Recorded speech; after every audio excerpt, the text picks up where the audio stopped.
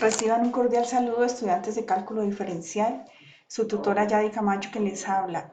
Pues la verdad he iniciado a retroalimentar en los foros, pero veo que hay, digamos, como unas constantes inquietudes y terminologías que no están claras y que pues realmente es preocupante. Al revisar la fecha de entrega de esta actividad, nos damos cuenta que es el 27 de septiembre, ya es la otra semana. Entonces, ¿qué busco? No sé si no han podido abrir el enlace de la web o no han tenido tiempo, o la verdad pues no sé, pero todos estos materiales se hacen en miras de apoyo de la actividad y es importante dedicarles tiempo. ¿Qué me preocupa a mí? Pues nivelar al grupo en general y que tengan las herramientas necesarias y suficientes para poder presentar la actividad. Entonces, ¿qué voy a tratar de hacer? Pues a manera general, mostrarle la presentación y ahondar en el desarrollo de los ejercicios. Veo que hay mucha duda en, en determinar las cotas superior e inferior de los ejercicios y pues darles ciertas explicaciones y características también. Voy a hacerlo de manera rápida. Lo importante es pues que ustedes puedan observar que en la presentación que se había realizado para la web conference está el material necesario y suficiente para el desarrollo de esta actividad. Entonces, eh, iniciábamos con el repaso de funciones. Las funciones algebraicas son la constante, la lineal, las polinomiales y la raíz cuadrada. Las funciones trascendentales, la exponencial, la logarítmica, la trigonométrica, como el seno, coseno, tangente, etc. Y las especiales, la función valor absoluto y los racionales. ¿Qué es una función lineal? Es una función donde la variable x tiene el exponente 1, por eso se llama una función lineal. ¿Qué pasa si nuestra recta tiene dependiente mayor a 0? Va a tener esta forma. Si la pendiente de nuestra recta es menor que 0, va a tener esta forma. Si solo tenemos una constante, sencillamente va a tener un valor exacto. ¿Listo? Las funciones polinómicas. Las funciones polinómicas, ya si el grado 2, entonces va a ser una parábola.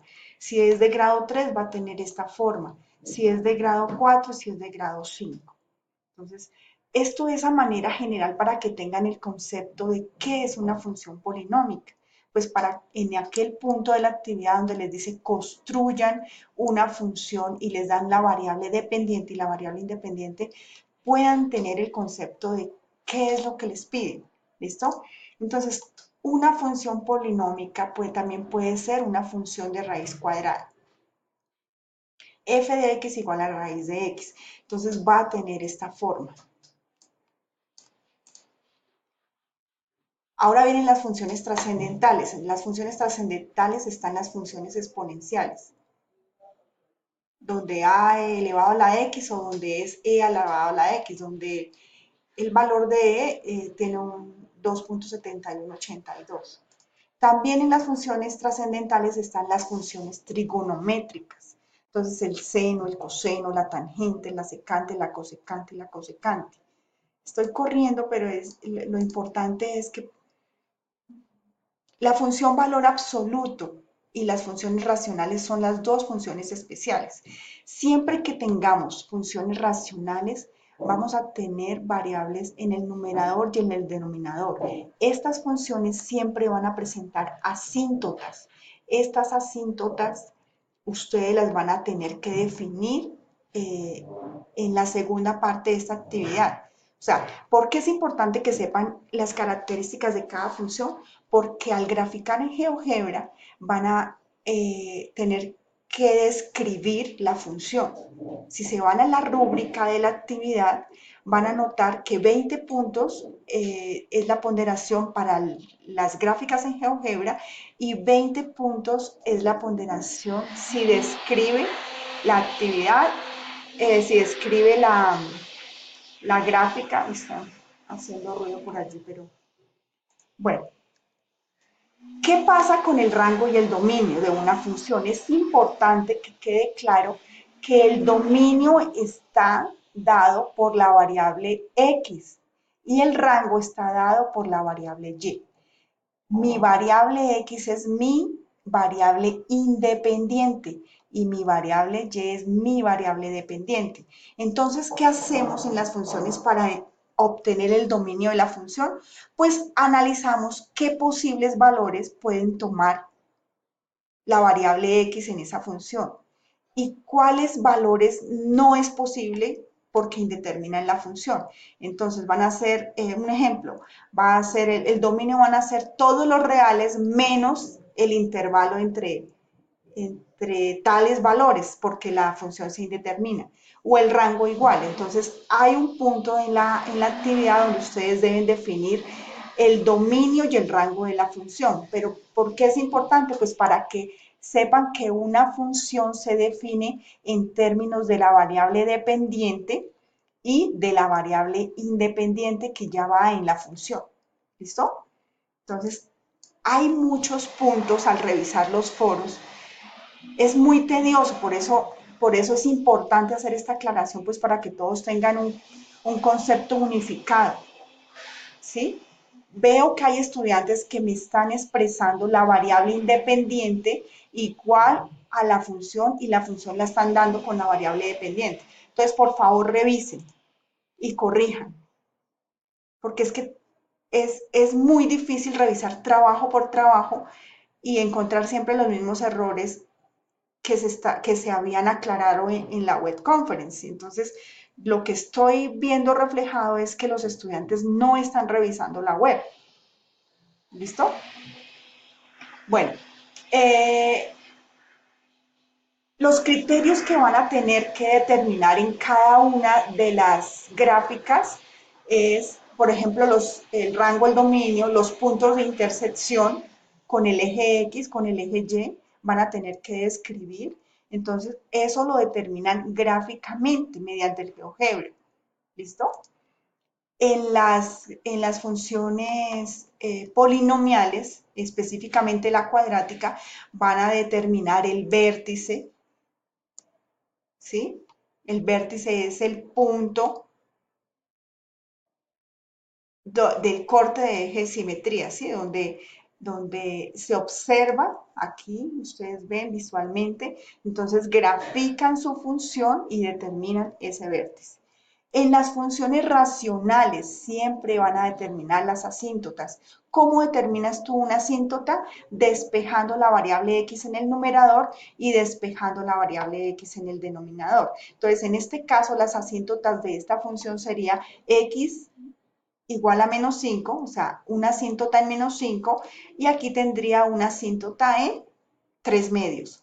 2x menos 3 es igual a 0, ¿sí? Y x es igual a 3 medios.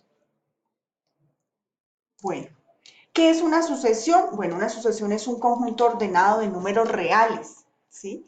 Y una sucesión representa un término, el término general de una sucesión a su n representa un término cualquiera de la sucesión. Entonces, ¿cómo hacemos para determinar, por ejemplo, los 5 primeros términos de una sucesión? Le damos a n el valor de 1, de 2, de 3, de 4 y de 5 y obtenemos el resultado en la ecuación general o en el término general que nos dé.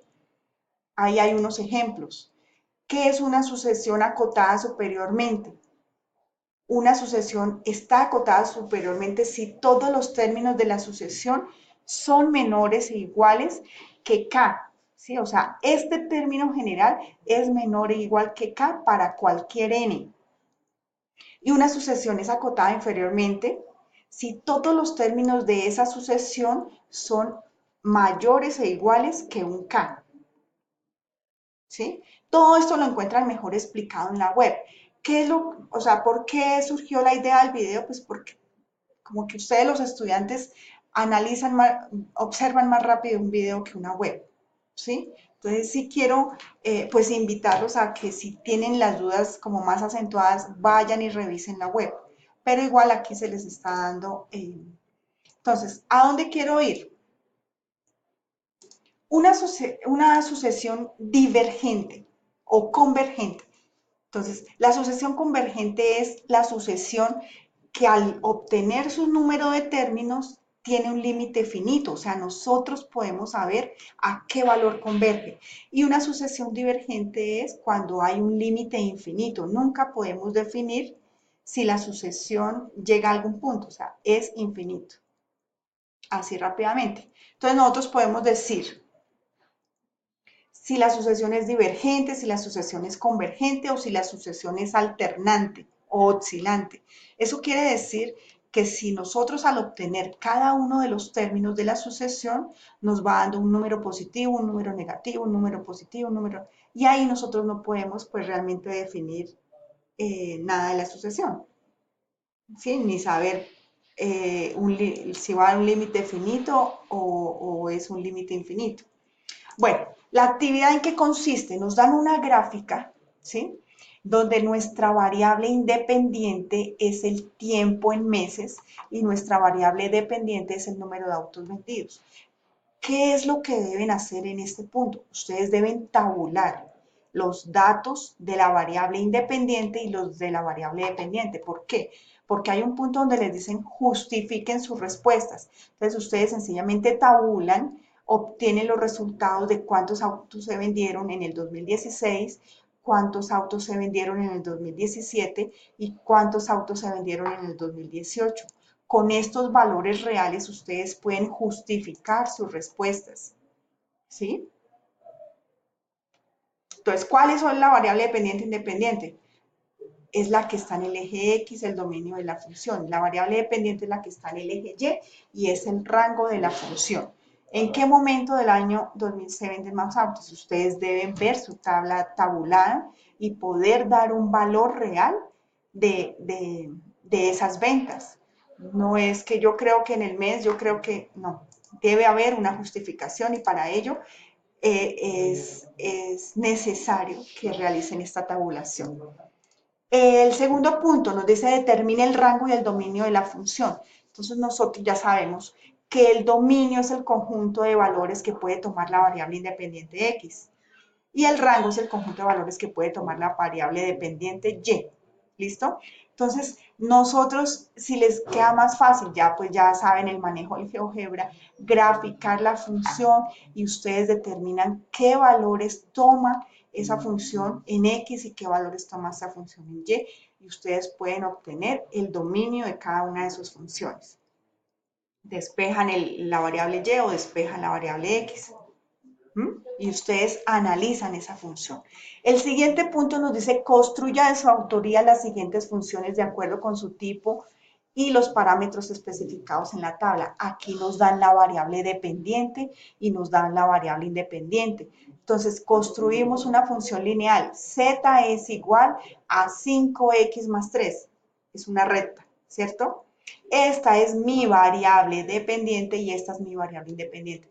Veo muchas actividades en las que están cambiando las variables. Entonces, por favor, revisar y es que sí es muy dispendioso esa retroalimentación, digamos, si no alcanzo a retroalimentar todos los foros, es importante que ustedes vean este video y lo corrijan y hacia el fin de semana me lo envíen al correo. O sea, si yo no he retroalimentado foro, por favor, envíen su actividad al correo para digamos, de aquí al lunes poderles retroalimentar y verificar. Pero yo pienso que ya con este video, con esta aclaración, pues no hay pierde que todos los estudiantes tengan claro qué es lo que deben hacer en cada una de sus actividades. Lo único que va a variar es, pues, obviamente, las funciones. Todo el mundo no piensa igual.